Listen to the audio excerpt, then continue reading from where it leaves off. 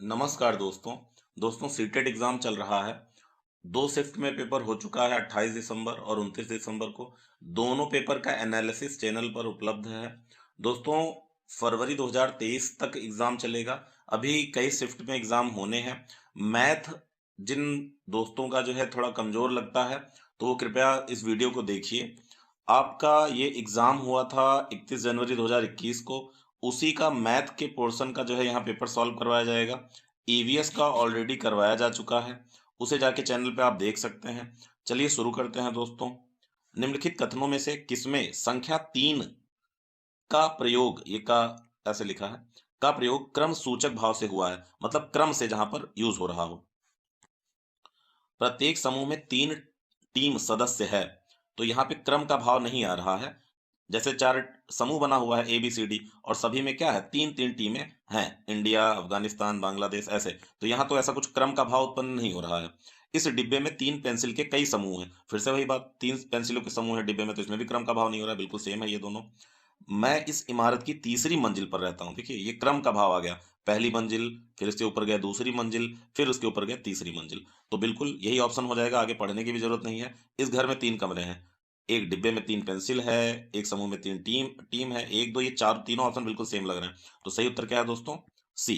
आगे बढ़ते हैं। शुद्ध कथन को पहचानिए। परिमाप और क्षेत्रफल का मात्रक समान होता है।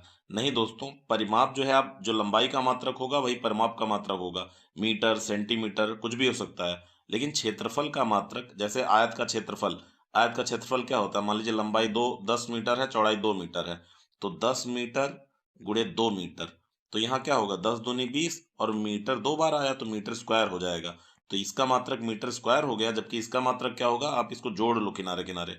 10 दो 12, 12 10 22, 22 23 24। तो जोड़ने में जो है स्क्वायर तो होता नहीं है, तो ये 24 मीटर हो जाएगा। तो परिमाप मीटर और क्षेत्रफल मीटर स्क्वायर। किसी आकृति का आकार उसके परिमाप पर निर्धारण करता है। बिल्कुल सही बात है। किसी आकृति का जो आकार है उसके परिमाप पर निर्धारित होता है। ठीक है। यदि दो आकृतियों का क्षेत्रफल समान हो तो उनका परिमाप समान होगा। ये बिल्कुल सही बात नहीं है। ठीक है। यदि दो आकृतियों का परिमाप समान है तो उनका क्षेत्रफल समान होगा, ये भी सही बात नहीं है।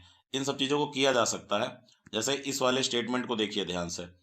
यदि दो आकृतियों का परिमाप समान है, मान लीजिए हमारे पास एक आयताकार ऐसा, हमारे पास बॉक्स है जिसकी लंबाई है 12 मीटर और चौड़ाई चौड़ाई है 10 मीटर। तो इसका परिमाप कितना आ रहा है? 44 आ रहा है। ऐसे ही मान लीजिए अपने पास एक वृत्त है जिसका रेडियस है 7 मीटर। तो इसका परिमाप होता है 2 पाई आर। तो देखिए 2 × 22/7 गुणे 7, तो ये 7 7 कट गया, इसका भी आ गया 22 गुणे दे मतलब 22 गुणे 2 मतलब 44 मीटर। तो देखिए इनका परिमाप तो सेम है, लेकिन इनका क्षेत्रफल देखिए, लंबाई गुणे चौड़ाई, मतलब कि 12 × 10 करोगे तो 120 मीटर स्क्वायर आ जाएगा। लेकिन यहाँ पे देखिए पाई का मतलब 22/7, आर स्क्वायर मतलब 7 × 7। तो एक साथ ये कटेगा, 22 का जब साथ में हम लोग पहाड़ा पढ़ेंगे तो 154 मीटर स्क्वायर आएगा। तो देखिए क्षेत्रफल अलग हो गया कि नहीं अलग हो गया? तो ठीक है, ये स्टेटमेंट गलत था। कुल मिला के इसमें जो सही उत्तर है दोस्तों वो क्या है? सही उत्तर है कि किसी आकृति का आकार उसके परिमाप का निर्धारण करता है। अगले प्रश्न पर चलते हैं। मित्रों, आवश्यकता अनुसार आप अपने वीडियो की स्पीड बढ़ा लीजिए। जो पोर्शन आपको समझ में आता है प्रश्न देख के उसको स्किप कर सकते हैं, आगे बढ़ सकते हैं, फास्ट फॉरवर्ड कर सकते हैं। ये सारे ऑप्शन आपके पास उपलब्ध रहते हैं। एक विभाजन के प्रश्न में भाजक भाजफल का 5 गुना है भागफल का, शेष फल का दुगना है। यदि शेष फल 5 है तो संख्या क्या होगी? सबसे पहले मैं आप लोगों को बता देना चाहता हूं दोस्तों, ध्यान से देखिएगा। जो हम लोग अंदर रखते हैं यहाँ पे, इसको बोलते हैं भाज्य। ये जो अंदर जिन जिन संख्या में भाग दिया जाता है, जिससे भाग देते हैं उसको बोलते हैं भाजक। जितनी बार भागफल जाता है, जितनी बार भाग जाएगा कटेगा, उसे भागफल बोलते हैं। यहाँ पे उसको घटा के ये आता है शेषफल। ये तो आपको पता है। चलिए किसी संख्या पे कर लेते हैं। जैसे 7 को 3 से भाग दिए तो 3 दूनी 6, यहाँ आया 1। तो ये जो 7 है ये बराबर होगा इसका इससे गुणा करने पर और 1 जोड़ने पर, मतलब 3 × 2 + 1। ठीक है। तो आपको ध्यान क्या देना है दोस्तों? कि भाजक गुणे भागफल धन शेषफल बराबर भाज्य। अब यहाँ प्रश्न क्या कह रहा है कि जो भाजक है ये जो है ये भागफल का 5 गुना है। तो हम यहाँ लिख रहे हैं भाजक बराबर भागफल गुणे 5। उसके बाद कह रहा है कि शेषफल का दुगना है, तो भाजक बराबर शेषफल गुणे 2। जो प्रश्न कह रहा है यदि शेषफल 5 है तो भैया शेषफल तुम 5 दे दियो यहाँ पे, तो 5 गुणे दे 2, तो मतलब भाजक कितना आ गया 10 आ गया। अगर भाजक 10 आ गया, देखिए शेषफल हो गया, शेषफल हो गया क्वेश्चन में दिया गया है 5, भाजक हमको पता चल गया 10, और जैसे ही भाजक 10 पता चला, ये 10 हो गया, तो ये भागफल कितना हो जाएगा 10 में 5 का भाग दे दोगे तो भागफल आ जाएगा 2। तो पूछ रहे हैं संख्या कितनी थी, तो इसको देखो भाजक का गुणा भागफल में कर दो, तो भाजक 10 का गुणा भागफल में कर दो 2, 10 दूनी 20, और शेष फल में जोड़ दो तो 20 5 25, तो उत्तर कितना हो जाएगा दोस्तों 25। तो अपना ए ऑप्शन सही हो जाएगा। अगला प्रश्न देखते हैं। 5 क्रमागत संख्याओं का योग 20 है, प्रथम 3 क्रमागत संख्याओं का योग बताइए। देखिए मित्रों, इसमें 5 क्रमागत संख्या मतलब क्रम से संख्या है 5। तो अगर मान लीजिए अगर हम पहली संख्या 13 मानेंगे तो दूसरी संख्या क्या होगी 14 होगी। इसी प्रकार अगर हम पहली संख्या x मानेंगे तो दूसरी संख्या क्या होगी x प्लस 1। ऐसे ही तीसरी संख्या क्या होगी x प्लस 2, चौथी संख्या क्या होगी x प्लस 3, और पांचवी संख्या क्या होगी x प्लस 4। तो ये 5 संख्या हो गई। देखिए भाई, ये पहली संख्या, x प्लस 1 दूसरी संख्या, x प्लस 2 तीसरी, x प्लस 3 चौथी, x प्लस 4 पांचवी, और इनको जोड़ने पे कितने आ रहा है 20 आ रहा है। तो देखिए x कितनी बार है, 1 बार, 2 बार, 3, 4, 5। तो हम लिख सकते हैं 5x प्लस, और गिनती देखिए 1 2 1 3 3 6 4 10। तो हम ये भी लिख सकते हैं 5x प्लस 10 बराबर 20। तो 5x बराबर कितना हो जाएगा दोस्तों 20 में से ये 10 इधर जाएगा घट जाएगा, तो कितना आ जाएगा 10 आ जाएगा। तो x बराबर कितना आ गया 2। तो ये कह रहे हैं प्रथम 3 संख्याओं का योग बता दो यहां तक का। अब ये यहां तक का योग पूछ रहा है मित्रों, तो ये हो गया x प्लस 1 और x प्लस 2। तो देखिए कितना x है 1 2 3, 3x है, प्लस गिनती देख लो यहाँ कोई गिनती नहीं थी, यहाँ 2 1 3 है। तो x बराबर कितना आया है हम लोगों का 2 आया है। तो ये हो जाएगा 3 दूनी 6, यहाँ 2 लिखोगे 3 दूनी 6, और 6 में 3 जोड़ दोगे कितना आ जाएगा 9 आ जाएगा। तो अपना सही ऑप्शन क्या हो जाएगा मित्रों डी हो जाएगा। आगे बढ़ते हैं। एक वर्ग के रूप में तार 144 सेंटीमीटर स्क्वायर, ये जो लगा है स्क्वायर लगा हुआ है, का क्षेत्रफल घेरती है। यदि इसी तार को एक आयत के रूप में मोड़ा जाए तो इसकी लंबाई सिर्फ 16 सेंटीमीटर है, तो इसका क्षेत्रफल कितना घेरा जाएगा। तो देखिए सिर्फ लंबाई दी गई है दोस्तों 16, अर्थात यह भी ऊपर वाला भी 16 होगा, ये और ये नहीं पता है। पर ये कह रहे हैं कि जब उसको वर्ग के रूप में मोड़ा गया था तो 144 थी, अर्थात जब उसको इस तरह रखा गया था तो ये भी 12 था और ये भी 12 था। तो कुल लंबाई कितनी हो जाएगी दोस्तों, क्योंकि 12 बराबर में 144 हो रहा है ना, भुजा गुणे भुजा, वर्ग का क्षेत्रफल क्या होता है भुजा गुणे भुजा। तो इतना तो सबका निकल ही जाएगा। एक भुजा मान लो अगर ए है तो दूसरा भी ए ले लो, तो ए गुणे ए, क्योंकि वो इसका सूत्र होता है 144। तो ए बराबर इसका अंडर रूट कर दो, तो 144 का अंडर रूट करोगे कितना आएगा 12 आ जाएगा, 12 सेंटीमीटर। एक भुजा 12 सेंटीमीटर है तो पूरी लंबाई 12 12 12 कितनी बार 4 बार, तो पूरी लंबाई थी तार की 48 मीटर। तो दोस्तों यहाँ पर देखिए ऊपर और नीचे 16 16 हो गया 32, तो 32 में कितना जोड़ने की 48 आ जाएगा दोस्तों। पहले 48 में से आप 32 घटा दीजिए, 48 में से 32 घटाएंगे 16 आएगा, तो अर्थात यह 8 है और यह भी 8 है।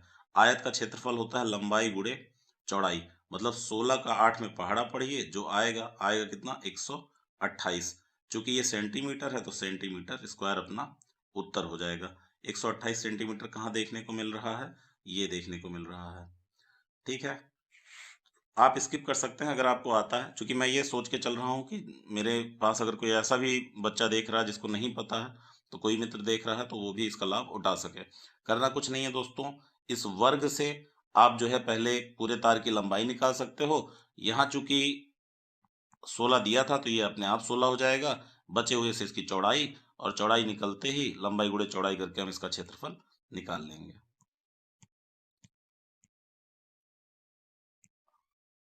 निम्नलिखित भिन्नों में से सबसे बड़ी और दूसरी सबसे बड़ी भिन्न क्रमशः है। दोस्तों ये प्रश्न कल भी पूछा गया था, आज भी पूछा गया है पेपर में 28 और 29 में। दो क्रमशः दो बड़ी भिन्न पूछ रहे हैं। तो देखिए दोस्तों, पहला है 5/6, तीसरा है दूसरा है 3/4, 1/2, 2/3 और 3/5। आप इनका एक काम करिए, लासा निकाल लीजिए। तो लासा का क्या मतलब है, एलसीएम का क्या मतलब है, तुम ऐसी संख्या रख दो जिनसे सब कटे। अगर मान लो यहाँ मैं 60 रख देता हूँ तो सारी संख्या 60 को काट रही हैं। 6 का पहाड़ा अगर हम 10 बार पढ़ेंगे तो 60 आएगा, और वो 10 से 5 का गुणा करोगे तो कितना आएगा, 50। 4 का पहाड़ा पढ़ेंगे तो 15 बार जाएगा, 15 चौका 60। 15 का 3 में पढ़ेंगे तो 45 आएगा। 2 से पढ़ेंगे तो 30 बार जाएगा, तो 30 का 1 से गुणा करेंगे 30 ही रह जाएगा। 3 का पहाड़ा पढ़ेंगे 20 बार जाएगा, 20 का 2 से गुणा करेंगे 40 होगा। 5 का करेंगे तो 12 पंचे 60, 5 से करेंगे तो 12 आएगा, और 12 का 3 में करेंगे तो कितना आएगा, 36 आएगा।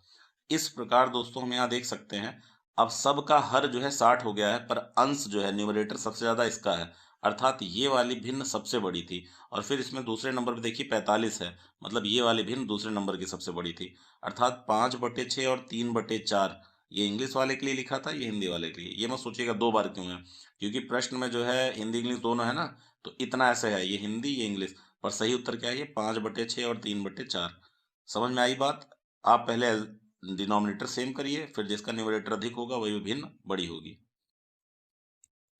अगला प्रश्न है, अस्मिता विद्यालय की गोष्ठी में 8:30 AM में 15 मिनट पहले पहुंची। मतलब ये सब प्रश्न मैथ में पूछा गया है। आप सोचिए, जो जो इंसान मैथ को स्किप कर देगा फिर वो तो मूर्खता कर रहा है। अस्मिता विद्यालय की गोष्ठी में 8:30 AM पे पहुंची, 15 मिनट पहले पहुंच गई 8:30 से।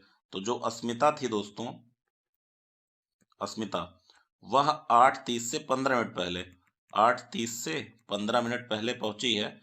तो वो पहुंच गई है 8:15 में। 8:15 पे वो विद्यालय पहुंच गई है, AM विद्यालय पहुंच गई है। वह अपने सहकर्मी से आधा घंटा पहले पहुंची है। तो इनका जो सहकर्मी है वो आधा घंटा बाद पहुंचा है। मतलब 8:15 में अगर आप आधा घंटा जोड़िएगा तो 8:45 हो जाएगा। तो इनका सहकर्मी 8:45 पर विद्यालय पहुंचा है, जो कि गोष्ठी के लिए 40 मिनट की देरी से पहुंचा है। ये आदमी 40 मिनट देरी से पहुंचा है, तो सही टाइम पे कितना रहा होगा, 8:05 AM। तभी तो सही टाइम रहा होगा, 8:05 AM। तो गोष्ठी की निर्धारित समय क्या थी, 8:05 AM। अब अगला प्रश्न देखिए, 8वां।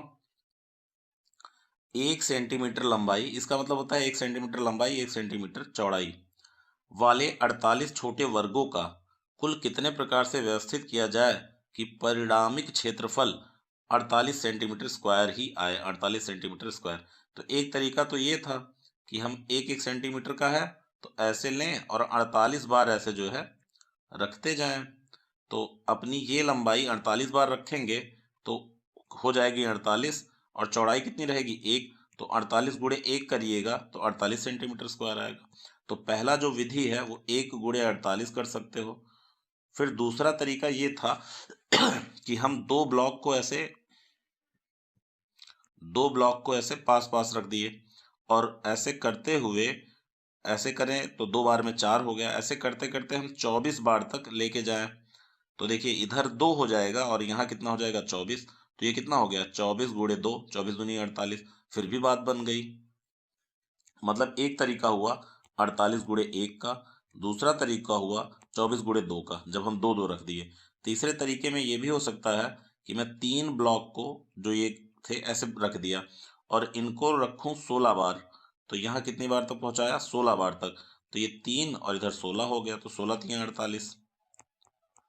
चौथा तरीका ये है कि इसको रहने दें, 16 गुणे 3। अब चौथा तरीका ये है दोस्तों कि हम 4 ब्लॉक ऐसे रख दें एक साथ, 4।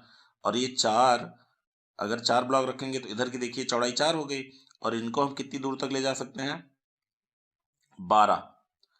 ठीक है, क्योंकि तब ब्लॉक खत्म हो जाएगा। तो दूसरा तरीका है 12 गुणे 4, 12 चौक 48। उसके बाद दोस्तों और क्या तरीका है, 5 से कोई बात बनेगा नहीं, 6, अगर हम ऐसे 6 ब्लॉक रखते हैं, 1 2 3 4, 1 2 3 4 5 6, और 8 बार तक ऐसे रखेंगे तो 8 बार में 48 खत्म हो जाएगा। तो इधर 8 इधर 6, 8 छंग 48। इसके बाद कोई ऑप्शन बचेगा नहीं, तो एक तरीका, दो तरीका, 3 4 5। तो दोस्तों कुल कितने व्यवस्थित किया जा सकता है, 5 तरीके में व्यवस्थित किया जा सकता है। ठीक है, अगला प्रश्न देखिए। विद्यालय की सभा में एक कक्षा के विद्यार्थियों की एक पंक्ति में खड़े हैं, सभी एक पंक्ति में ऐसे खड़े हुए हैं दोस्तों। दोनों सिरे से रूही का स्थान 19वां स्थान है। उस कक्षा में कुल कितने छात्र उपस्थित थे। ये प्रश्न आमतौर पर रिपीट होता रहता है, बड़ा इजी होता है। जैसे देखिए 1 2 3 ऐसे करते करते करते हम पहुंच गए रूही वाले स्थान पे। रूही यहाँ खड़ी है लाइन में, और इधर से गिनती गिन रहे हो 1 2 3, तब भी कितना आ रहा है, 19। रूही दोनों तरफ से 19 पे है। ठीक है दोस्तों, तो एक काम करते हैं, इधर तक गिनती गिन लेते हैं 19, इधर से आके गिन लेते हैं 19। लेकिन दोनों बार देखो, जब इधर से गिने थे तो हम लोग समाप्त कहाँ किए थे, रूही पर। इधर से जब गिने थे तो कहाँ समाप्त कर रहे हैं, रूही पर। तो ये जुड़ गया 19 19 कितना हो गया, 38। ऑप्शन में 38 रहेगा जरूर, टिक मत मार देना। पर आप देखिए, इधर से जब गिने तब भी रूही को गिन लिए, इधर से जब गिने तब भी रूही को गिन लिए। तो इधर से भी 19, इधर से भी 19, पर रूही कितनी बार आ गई, 2 बार। अगर इसमें हम 2 घटा देंगे तो ये ऑप्शन मिल जाएगा, वो भी गलत हो जाएगा। रूही को एक बार तो रखेंगे ना, एक बार घटाएंगे। तो 38 में से एक जाएगा, कितना होगा, 37। तो सही उत्तर क्या हो जाएगा दोस्तों, 37। ठीक है, क्यों, इधर से 19, इधर से भी 19, तो 2 बार 19 19 38 हो गया। 19 दूनी 38, लेकिन रूही तो 2 बार गिन जाएगी ना, इधर से गिनेंगे तब भी, इधर से गिनेंगे तब भी। तो एक घटा देंगे, 37। ठीक है, जैसे मान लीजिए एक प्रश्न मैं आपको बोल रहा हूँ ऑप्शन में, आप मुझे कमेंट में बताइए कि कोई व्यक्ति है कपिल, कौन है, कपिल है, और यह जो है एक लाइन में लगा हुआ है। ठीक है, और यह लाइन में लगा हुआ है और उसका जो है क्रमांक दोनों तरफ से 23 है। तो बताइए कुल कितने जो है छात्र उस पंक्ति में लगे थे।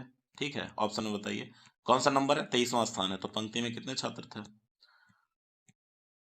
पूरा कमेंट अच्छे से लिखिएगा, क्योंकि मैं पता लगा प्रश्न ही भूल गया तो। एक संख्या 100 के आधे से अधिक है, यह 6 दहाई से अधिक और 8 दहाई से कम है, इनके अंकों का योग 9 है, इसका दहाई का अंक इकाई के अंक का दुगना है, संख्या क्या है। एक बार इंग्लिश में पढ़ लेते हैं दोस्तों, थोड़ा क्लियर कम हो रहा है यहाँ से। A number is larger than half of 100, मतलब 50 से अधिक है। तो दोस्तों यहाँ सारे ऑप्शन 50 से अधिक हैं। इज मोर देन 6 टेंस, मतलब 6 टेंस, मतलब इकाई के स्थान पे 6 है, तो 60 से अधिक है। तो 60 से अधिक ये नहीं है, तो मतलब एक कभी नहीं हो सकता उत्तर अपना। And less than 8 tens, 8 tens का मतलब दाई के स्थान पे 8 है, 80 से कम है, तो ये भी अपना उत्तर कभी नहीं हो सकता। सोचिए, सी और डी में आंसर होगा। The sum of its digits is 9, तो देखिए 7 2 9 6 3 9, तो मतलब अभी दोनों हो सकता है। The tens digit is double of ones digit, जो दहाई का स्थान है वो इकाई के स्थान का डबल है। तो देखिए, इसका डबल करोगे 2 दूनी 4 होगा, इसका डबल करोगे 3 दूनी 6 होगा। तो अर्थात अपना उत्तर क्या है, डी है।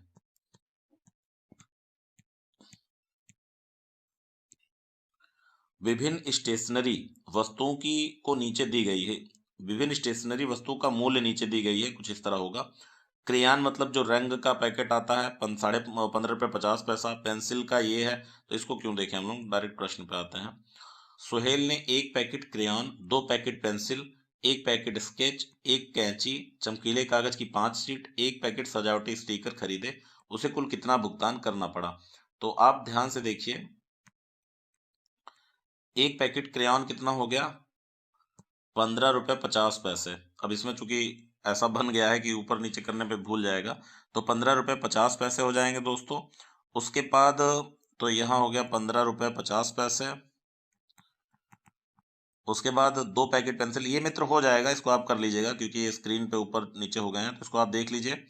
इसमें आपको जोड़ना है जितना आइटम हो, जैसे मान लीजिए क्रेयॉन 15 रुपये 50 का था, एक पैकेट था तो उतना ही रुपया रह जाएगा।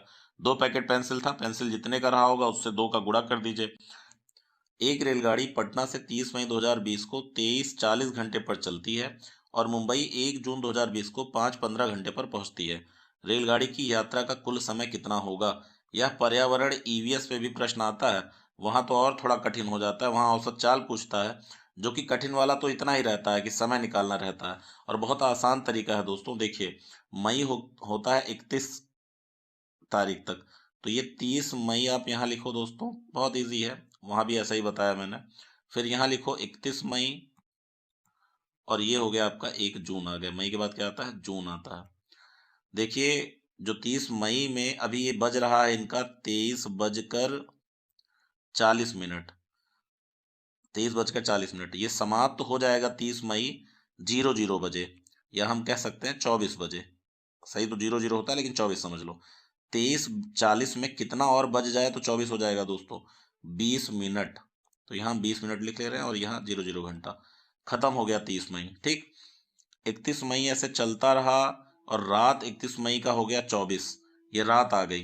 तो सोचो, 0 से लेके पूरा 24, तो मतलब 24 घंटा जो है पूरा का पूरा कहाँ आ गया? 31 मई वाला। और 1 जून का, ये 00 है दोस्तों, 24 का मतलब 1 जून को 5:15, अर्थात 5 घंटा 15 मिनट, ये किसका हो गया? 1 जून का हो गया। गाड़ी पहुंच गई। तो देखिए, 20 में 15 मिनट जुड़ेगा तो 35 मिनट हो जाएगा।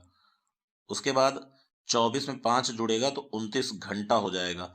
तो 29 आवर्स 35 मिनट, 29 आवर्स 35 मिनट, 29 घंटे 35 मिनट। क्या कोई तकलीफ हुई? और यही ईवीएस में क्या होता है, औसत चाल पूछते हैं, तो दूरी दी रहेगी, जो भी दिया रहेगा 2120 वगैरह, तो यहाँ आप क्या लिखोगे? 29.35 भाग दे दीजिएगा, आंसर आ जाएगा। औसत चाल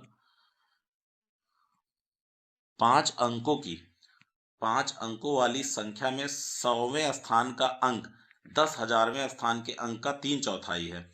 इस तरह के प्रश्न को करने से पहले थोड़ा आराम से, मतलब पूरा प्रश्न एक बार देख लीजिए, क्योंकि इस प्रश्न को जब मैं देख रहा हूं तो अंत की लाइन देखिए, पूरा पढ़ लीजिए आप पॉज करके, या देखिए मैं पढ़ दे रहा हूँ।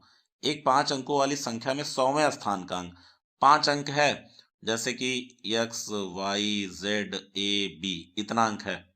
ठीक है, तो इसमें कह रहे हैं 100वें अंक का, तो ये जो यहाँ पे होगा ना, इकाई दहाई सैकड़ा, इसको 100वें अंक का स्थान कहते हैं, इसको इकाई कहते हैं, इसको दहाई कहते हैं, इसको हजार कहते हैं, इसको 10,000 कहते हैं। तो पूरा प्रश्न देखिए, जो तीसरे नंबर पे है, मतलब 100वें अंक का स्थान है, 10,000वें स्थान के अंक का 3/4 है।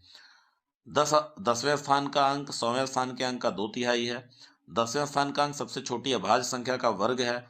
1000वें स्थान का अंक एक अंक की सबसे बड़ी वाली अभाज्य संख्या है, सबसे बड़ी अभाज्य संख्या।